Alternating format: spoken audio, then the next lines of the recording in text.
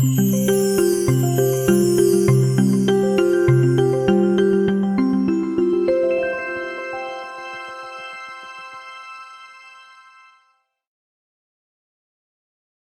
on the radio for the past 10 years has been a dream for me. Working as a host for one of the most widely listened to syndicated morning shows in the US allows me to touch a lot of people. I love that I'm able to make people smile and laugh each and every single morning. I'm a husband and a father of two, and I live every day with a rare hormonal disorder called acromegaly, which is caused by a non-cancerous tumor on the pituitary gland. Having acromegaly changed me, both inside and out. Before being diagnosed and treated, I was tired all the time. I'd get really bad headaches and I'd sweat profusely. My appearance also changed drastically. My hands became larger, so large in fact that I had to resize my wedding ring 4 times. My feet grew from a size 10 to a 14. My jaw grew so large that eating and speaking became difficult. Not an easy thing for somebody who makes their living by talking.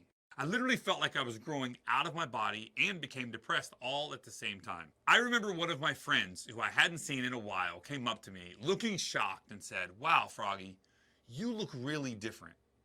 I knew something was wrong, but I wasn't ready to face it. Then one day my mom was watching Jeopardy and saw a clue that read, "A disease that causes a pronounced lower jaw and a protruding forehead." The answer was acromegaly. She called me right away and told me I needed to see a doctor.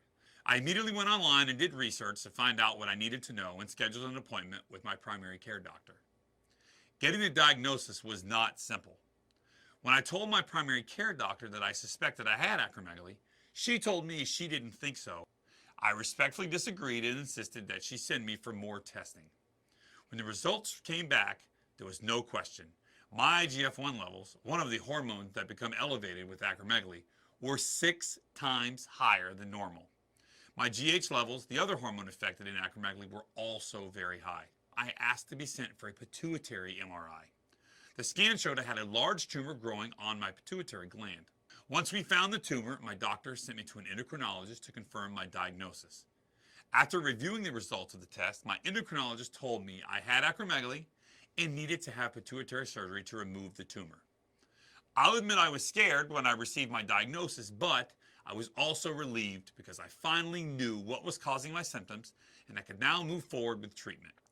By the day of my surgery, my IGF-1 levels had shot up to 9 times higher than normal, an indication that my tumor had been growing really quickly. A week later, I learned that the excess hormones in my body had caused a buildup of polyps in my colon, and I needed to have a portion of that removed as well. The following year, I decided to have jaw surgery to repair my jaw. I'm currently controlling my acromegaly by taking monthly injections. I also work with my endocrinologist to monitor both my IGF-1 and GH levels on a regular basis to help keep my acromegaly under control.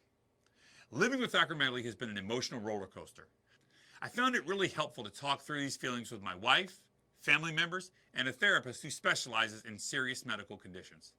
I'll admit though, with all the changes that took place in my body, I still feel self-conscious sometimes about the way that I look, and I'm not crazy about taking pictures. I try to stay positive though, and focus on what's important, like enjoying life and maintaining my health. I can't say it's always an easy road, but I know that if I don't take steps to ensure that my IGF-1 and GH levels are controlled, I could face other serious health consequences, like heart disease or diabetes. I'm determined not to be held back by this disease. That's why I go for routine checkups with my endocrinologist. I am diligent about monitoring my hormone levels to ensure that both my GH and IGF-1 levels are where they should be. My wife also helps me stay on track by regularly reminding me to take my medication so that I stay in control of my levels. I've been very fortunate that I was able to address my disease so quickly following my diagnosis.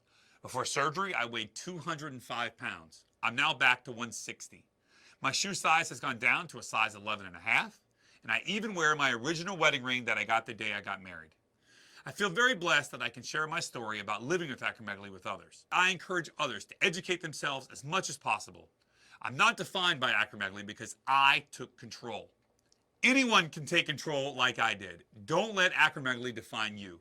Visit acromegaliainfo.com in the US or aboutacromegaly.com outside the US to learn more.